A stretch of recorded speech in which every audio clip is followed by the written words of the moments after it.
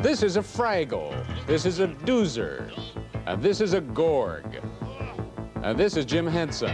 He made the Muppets famous, and now he has a whole new cast of characters. We'll meet them all tonight. 1 week from tonight at the Winnipeg Convention Center, progressive conservatives decide the fate of leader Joe Clark. Is the Clark campaign on the rails or off? From Ottawa columnist Richard Gwynn and correspondent Hugh Windsor assess the final days leading up to the convention. The Journal with Barbara Frum and Keith Morrison.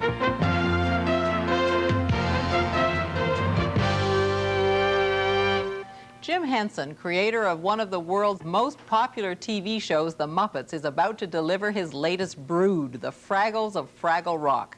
This latest venture of the Henson empire was co-produced with the CBC in Toronto, using Canadian performers, writers, technical crews, and studios. The only human character in the series is Doc, played by Canadian actor Gerard Parks. The series starts this Sunday afternoon at 5:30 on CBC TV. Catherine Olson reports.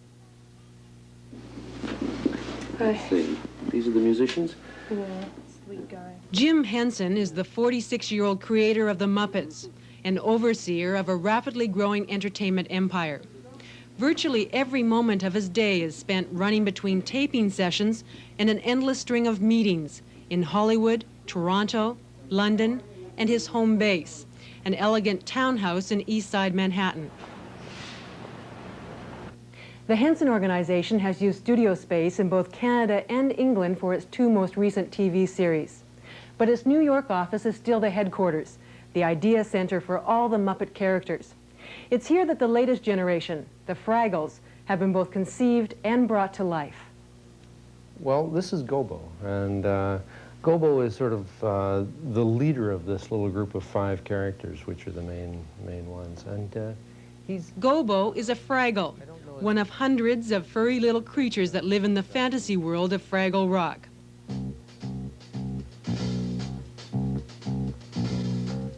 Like stories of the Alice in Wonderland genre, Fraggle Rock is approached through a tunnel, in this case a hole in the wall of an inventor's workshop, the only human in the series.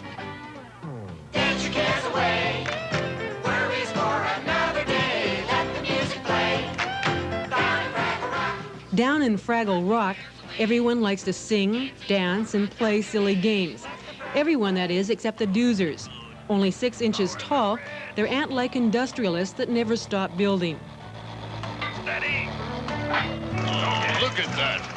Does my heart good. Many of the Doozers are radio-controlled, the most sophisticated mechanical puppets the Henson organization has developed.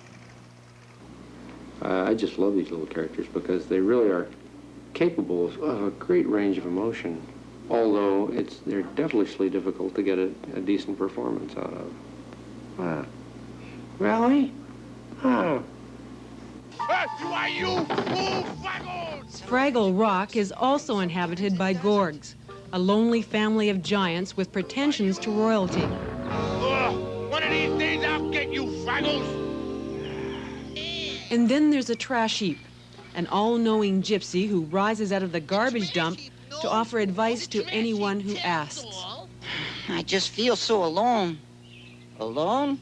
Then don't be alone. Get some friends. Friends help. The trash heap has spoken. Thank you, Madam Trash Heap. Many of these characters bear a resemblance to the Muppets of old. Even some of the voices are familiar. But the setting and the theme for Fraggle Rock are very different. Let's go look for Boober's hat. We're dealing with issues that we hope are valid to kids. We're dealing with interpersonal relationships. We're dealing with attitudes between types of people. And so we're trying to build the show so it has a kind of a level of substance beneath it all. He's an explorer in the real world, who, like many young children, misinterprets everything new he sees. I saw many creatures who make their homes around this pond, but the strangest inhabitants of this region are the hole-sewing creatures. First, they sew them together, and then they load the captive holes into boats, take them out into the middle of the Fraggle pond, and dump them in. It's a misinterpretation of everything that goes on here.